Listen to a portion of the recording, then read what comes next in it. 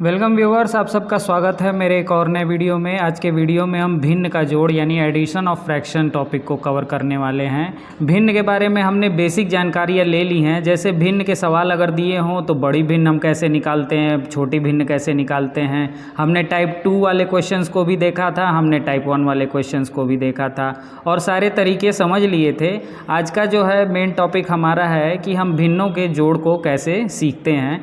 और देखिए, इसको समझने के लिए मैंने आज के वीडियो में फ्रैक्शन की 2 कैटेगरी बनाई हुई है। पहले में जो है लाइक फ्रैक्शन के बारे में मैंने जोड़ने का तरीका बताया है और दूसरी कैटेगरी में अनलाइक फ्रैक्शन को जोड़ने का तरीका बताया है और एक एक क्वेश्चन से प्रैक्टिस की है।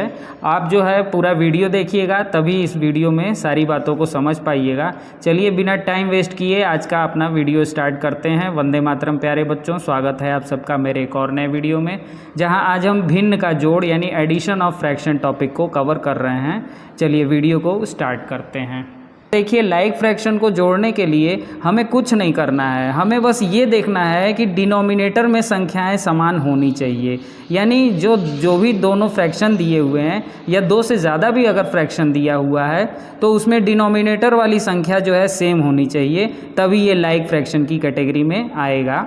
और जब हम ये जान लेते हैं कि लाइक फ्रैक्शन का ये क्वेश्चन है तो बस हमें करना ये है कि हम जो है ऐसे क्वेश्चन को सॉल्व करने के लिए कुछ भी एक्स्ट्रा एफर्ट नहीं लगाते हैं। हम सीधे बीच की एक लाइन खींचते हैं और हम ये देखते हैं कि यहाँ भी 7 है, यहाँ भी 7 है, तो हम नीचे 7 लिख देते हैं और ऊपर 5 लिखा हुआ है तो हम यहाँ 5 लिख देते हैं। इसके बगल में 4 लिखा हुआ है तो हम यहाँ 4 लिख देते हैं और दोनों के बीच में प्लस लगा हुआ है तो हम यहाँ प्लस कर देते हैं। बस हमारा काम हो चुका है। अब हम इसको आपस में जोड़ लेते हैं तो जोड़ने पे जो है हमें 9 मिलता है और नीचे 7 है और यही जो है हमारा आंसर हो गया।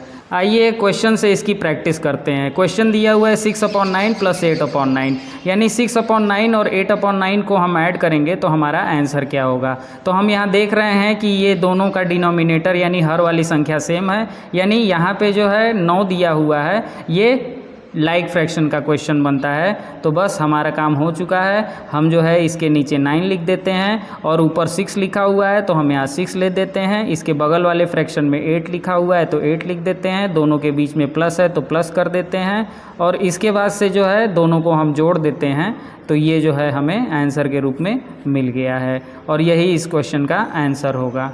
आइए अब हम अनलाइक फ्रैक्शन के बारे में सीखते हैं कि अनलाइक फ्रैक्शन को अगर हमें जोड़ना होगा तो कैसे जोड़ेंगे।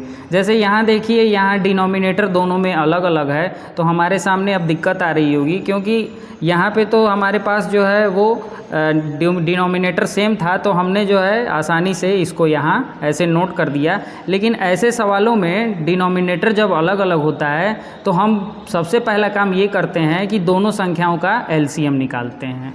अब यहाँ से जो है आप बहुत ध्यान से चीज़ों को समझने की कोशिश करिएगा, क्योंकि अधिकतर बच्चों में ये गलती पाई जाती है कि वो यहाँ तक तो कर लेते हैं लेकिन इसके आगे के स्टेप को अच्छे से समझ नहीं पाते हैं और उल्टे सीधी कैलकुलेशन कर देते हैं और बाद में जब उनके मार्क्स कटते हैं तो वो जो है कंप्लेन करते हैं कि मुझे समझ में नहीं आया। तो मैं आपको जो तरीका बता रहा हूँ आप उस तरीके से देखिए। देखिए, हम करते ये हैं कि ये जो हमें नंबर मिला हुआ है इस नंबर को इस नंबर से डिवाइड करते हैं। जितने टाइम्स ये डिवाइड जाएगा उतने टाइम्स का जो है हम ऊपर लिख लेंगे और फिर आगे की कैलकुलेशन करेंगे। तो देखिए, सबसे पहले हम 18 का 9 से डिवाइड करते हैं तो ये 2 टाइम्स में डिवाइड जाएगा तो हमने यहाँ 2 टाइम्स लिख लिया है। और ये जो 2 टाइम्स के बाद ये जो नंबर आता है ये इसके बगल में लिख लेते हैं और हम इससे इसका मल्टीप्लाई कर देते हैं। मल्टीप्लाई करने के बाद से हम दूसरे वाले फ्रैक्शन के डिनोमिनेटर से इस एलसीएम वाले नंबर का डिवाइड करते हैं तो ये 3 टाइम्स आएगा। हम यहाँ 3 लिख लेते हैं और उसके बाद से इसके बगल में ये 7 नंबर लिखा है, 7 लिख लेते हैं। दोनों के बीच में मल्टीप्लाई का साइन लगा देते हैं। अब ज़रा इस चीज़ को ध्यान से समझिए कि इसके बाद हम करेंगे क्या। यहाँ पे देखिए, पहला फ्रैक्शन ये है, दूसरा फ्रैक्शन ये है। यहाँ पे जो हमने कैलकुलेशन की है वो पहले फ्रैक्शन के लिए ये की है और दूसरे फ्रैक्शन के लिए ये की है। तो इसका मतलब ये है कि अगर हमें इन दोनों के बीच में सिंबल नहीं लगाएंगे तो हमारे क्वेश्चन का आंसर गलत होगा।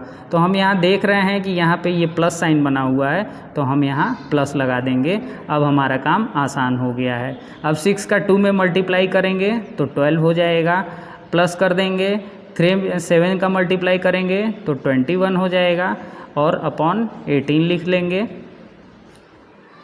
इसके बाद से इन दोनों का हम टोटल करेंगे तो इसका टोटल होगा 33 और 33 के नीचे हम 18 लिख लेंगे। और ऐसा मत सोचिए कि हमारा आंसर निकल चुका है, यहाँ एक स्टेप और हमें सीखना है, इसके बाद से जो है हम अपने आंसर पे आ जाएंगे। जैसे यहाँ देखिए अंश और हर में जो संख्याएं लिखी हुई हैं, क्या ये संख्याएं आपस में किसी एक कॉमन नंबर से डिवाइड हो सकती हैं? तो जब हम इस चीज़ का ध्यान करेंगे तो हमें याद आएगा कि ये जो ऊपर और नीचे वाली संख्या है ये 3 से जो है डिवाइड हो जाएगी। तो 3 से जो है हम इसको डिवाइड करते हैं तो ये 11 बार में होगा, और 3 से जब हम इसको डिवाइड करते हैं तो ये जो है 6 टाइम में जाएगा। अब इसके बाद से जो है ये नंबर्स आपस में किसी एक कॉमन नंबर से नहीं कट सकते हैं, इसका मतलब ये जाके जो है हमारा आंसर होगा। अब आप समझ चुके होंगे कि ऐसे सवालों के जवाब कैसे आते हैं। क्वेश्चन दिया हुआ है, इस क्वेश्चन से हम प्रैक्टिस करते हैं कि इसका आंसर क्या आएगा। तो हम यहाँ देख रहे हैं कि यहाँ 8 है, यहाँ 5 है, तो हम 8 और 5 का एलसीएम निकाल लें, या तो फिर जो है हम यहाँ ये देख रहे हैं दोनों अलग अलग नंबर हैं, तो फिर जो है चलिए आइए करके देख लेते हैं कि 8 और 5 का एलसीएम कितना आएगा। मैंने आपको बताया था कि एलसीएम निकालने के लिए सबसे छोटे वाले नंबर से डिवाइड करना हम स्टार्ट करते हैं।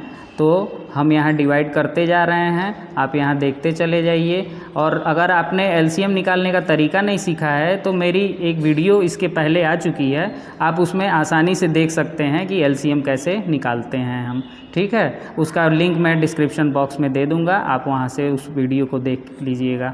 अब देखिए हम यहाँ पे फाइनल स्टेप में आ चुके हैं और हमारा आंसर निकल चुका है। अब हम सबका आपस में मल्टीप्लाई कर देंगे और मल्टीप्लाई करने पे जो नंबर मिलेगा वही हमारा एलसीएम होगा। तो 2 2 जा 4, 4 2 जा 8 और 8 5 जा 40, यानी हमारा एलसीएम जो है वो 40 आ चुका है। अब देखिए हम जैसे इसमें ये प्रोसेस अपनाए थे वही प्रोसेस हम इसमें अपनाएंगे, बस यहाँ नंबर्स अलग अलग हैं तो हम नंबर्स को अलग अलग तरीके से करेंगे। यहाँ जैसे हमने 40 को 8 से डिवाइड किया तो 5 टाइम्स में गया, और 5 टाइम्स के बाद हम यहाँ मल्टीप्लाई का साइन बना के 7 लिख देंगे, फिर प्लस लगाएंगे, फिर 40 को 5 से डिवाइड करेंगे, 8 टाइम्स में जाएगा तो 8 टाइम्स लिख देंगे, मल्टीप्लाइड बाई 3 कर लेंगे। इसके बाद से इसका आपस में मल्टीप्लाई कर लेंगे तो 35 हो जाएगा, इसका आपस में मल्टीप्लाई कर लेंगे तो 24 हो जाएगा, और नीचे हम 40 लिख देते हैं। इसका आपस में हम टोटल करेंगे तो 59 आ जाएगा, और ये जो है 40 आ गया। तो यहाँ जो हमें नंबर मिल रहा है यही नंबर इस क्वेश्चन का आंसर होगा। वीडियो अभी ख़त्म नहीं हुआ है। अब मान लीजिए अगर आपसे ये सवाल किया जाए कि आपके पास 30 टॉफ़ियाँ हैं और 10 टॉफ़ियाँ आपने खा ली, तो आप इन दोनों टॉफ़ियों का फ्रैक्शन में वैल्यू कैसे निकालेंगे, आप इसका आंसर मुझे कमेंट बॉक्स में दीजिएगा।